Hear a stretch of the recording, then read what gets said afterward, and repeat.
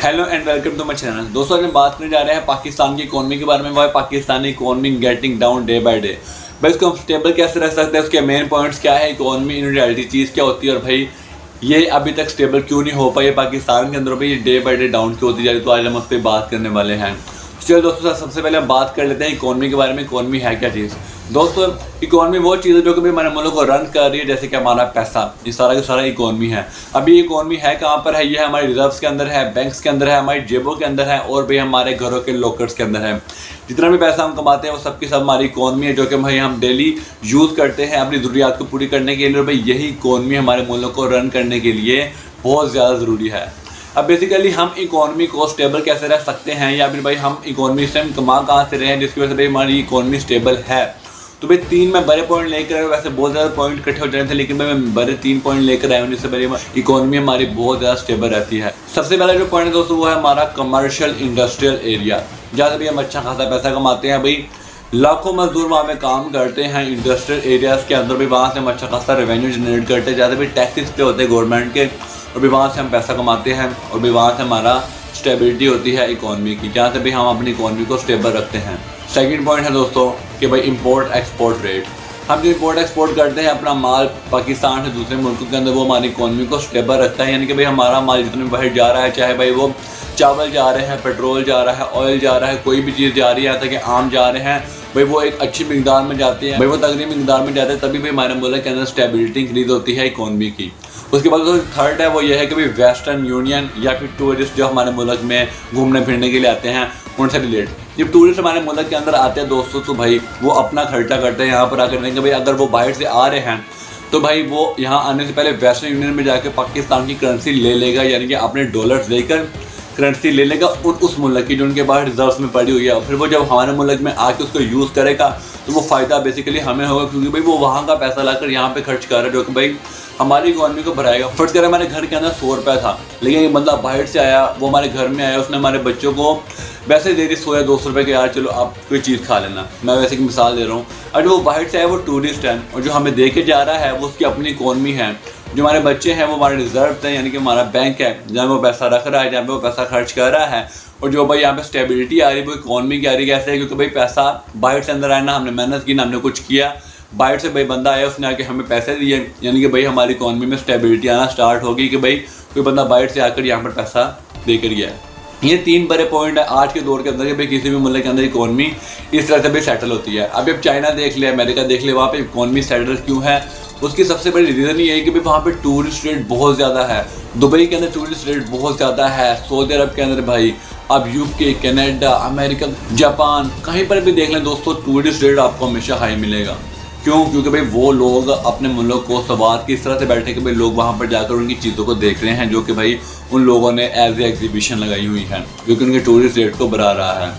पिछले 10 साल का मैंने हिसाब लगाया कि भाई जोन से हमारे इंपोर्ट एक्सपोर्ट, इंडस्ट्रियल और टूरिस्ट रेट है, उसमें से हमने कितना पैसा कमाया है और कितना पैसा बाहर गया है और कितना पैसा हम लॉस कर चुके हैं अपनी ही गलतियों की वजह से। तो अब हम बात करने जा रहे हैं उन पॉइंट्स के बारे में जिनकी वजह से भी हमारा मुल्क डे बाय डे डाउन होता जा रहा है। आखिर ऐसा क्यों? तो भाई स्ट्रक्चर को समझने के लिए कि भाई हमारी इकोनॉमी दिन ब दिन डाउन होती जा रही है, उसके पीछे रीज़न क्या है, तो भाई उसके लिए मैं 3 मेजर फैक्टर लेकर आया हूँ जिसकी वजह से भाई हमारी इकोनॉमी आगे बढ़ ही नहीं पा रही है और हमारी इकोनॉमी दिन ब दिन डाउन होती जा रही है। चलिए पहले पॉइंट की बात करते हैं। पहला पॉइंट ये कि भाई people sitting on high post without having degrees. आपने काफ़ी लोगों से सुना होगा कि भाई ये बंदा मैनेजर लेवल पे बैठा हुआ है, ये बंदा HR लेवल पे बैठा हुआ है, लेकिन उसके बाद डिग्री नहीं है, तो भाई वो बैठा कैसे हुआ है? तो भाई आपको सिर्फ एक ही जवाब सुनने को मिलेगा, ताल्लुकात। इसके ताल्लुकात बहुत ज़्यादा है और भाई ये अपने सिर्फ ताल्लुकात की वजह से, यानी कि भाई फ्रेंड्स बेनिफिट्स, फैमिली बेनिफिट्स, ये चीज़ें आ जाती हैं ना जब बीच में, तो भाई मुल्क का सत्यानाश हो जाता है। बहुत से लोग बैठे हुए हैं सिर्फ फैमिली या फिर फ्रेंड्स बेनिफिट्स पे, भाई ये मेरा दोस्त है, इससे मुझे काफ़ी फ़ायदा हासिल हुआ है, या फिर आने वाले वक्त में काफ़ी फ़ायदा हासिल होगा, या तो भाई ये फ़लाँ के दामाद हैं, या तो भाई फ़लाँ के ससुर है, तो भाई इनको ये पोस्ट मिल गई, ये फ़लाँ का भांजा, यानी कि भाई ये हमारे मुल्क का सिस्टम बन चुका है।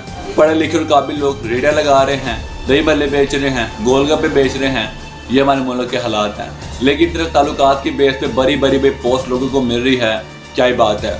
और ये भाई मेन रीज़न है कि भाई हमारा ग्राफ दिन ब दिन डाउन होता जा रहा है। तो भाई इस बात को समझने के लिए आपको एक चीज़ और समझनी होगी कि भाई अगर आप खुद देखेंगे कि भाई अगर आपके घर में कंप्यूटर भरा हुआ है, उसके अंदर आपने भाई डाटा एंट्री करनी, सिंपल एक चीज़ बता रहा हूँ, सिर्फ डाटा एंट्री करनी है, तो आप क्या करेंगे? आप किसी पढ़े लिखे बंदे को हायर करेंगे, चाचे के बेटे को हायर कर लेंगे, क्या मेरा कज़न है, आप कभी भी उसे हायर करेंगे नहीं। लेकिन फर्ज करें अगर आप उसे हायर कर लेते हैं अपने कज़न को, सिर्फ इस बेस पे कि मेरा कज़न है, तो भाई आपका अच्छा खासा एक्सेल पेज वो उड़ा देगा। क्यों? क्योंकि उसको भाई चलाना आता है नहीं, तो भाई वो क्या करेगा उसमें। जिस बंदे को कंपनी के सी के बारे में भी नहीं पता, भाई वो जब कंपनी चलाने के लिए बैठेगा तो भाई कंपनी का क्या हाल करेगा आप सोच सकते हैं।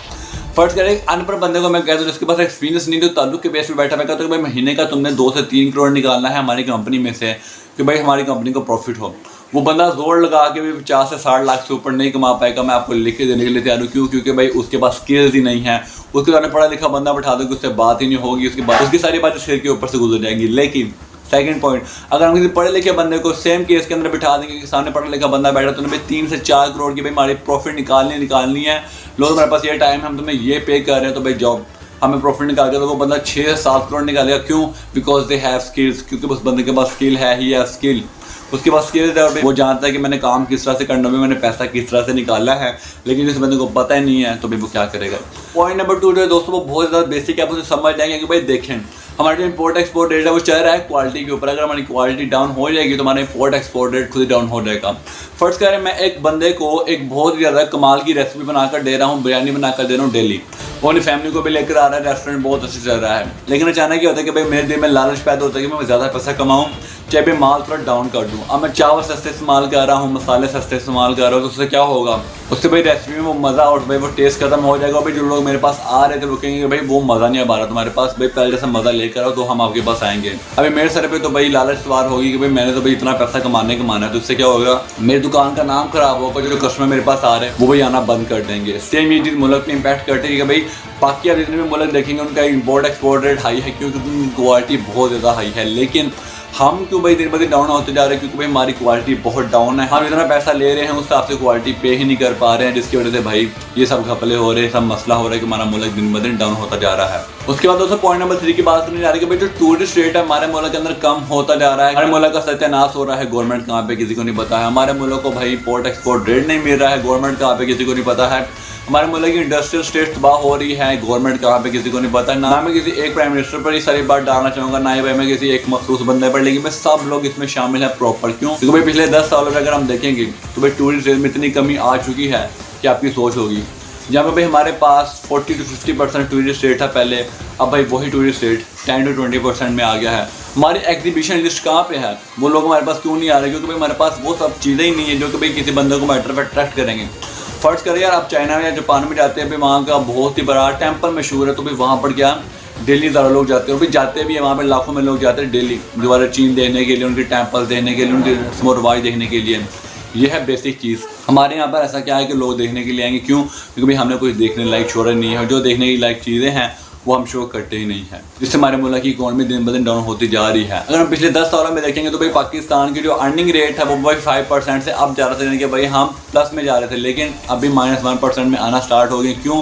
अनएम्प्लॉयमेंट बहुत ज़्यादा हो गई है। उस पर शायद मेरी अगली वीडियो आएगी कि अनएम्प्लॉयमेंट ज़्यादा क्यों होती जा रही है, और भाई अमीर क्यों होता जा रहा है, गरीब क्यों होता जा रहा है। इस पर शायद मेरी अगली वीडियो आएगी। जो सा टॉपिक अगर आपको पसंद आएगा तो मुझे कमेंट में बताना, मैं उस पर वीडियो बना लूँगा। तो दोस्तों मैंने काफ़ी ज़्यादा रिसर्च की, मेहनत की, उसके बाद जाकर मैंने ये वीडियो तैयार की। तो उम्मीद करता हूँ को मेरी वीडियो पसंद आई होगी। भाई काफ़ी पूरा हफ्ता लग गया इसको रिसर्च करने में, तो भाई बहुत मेहनत लगी। अगर आपको मेरी वीडियो पसंद आए तो वीडियो को लाइक कर देना। लाइक एम है 10K लाइक्स, मुझे पता है लाइक एम ज़्यादा नहीं है क्योंकि भाई जितना जोर लगाया ना मैंने 100K भी हो रहा है, लेकिन भाई आप 10K लाइक्स कर दें मैं इसमें खुश हो जाऊँगा। तब तक के लिए टेक केयर।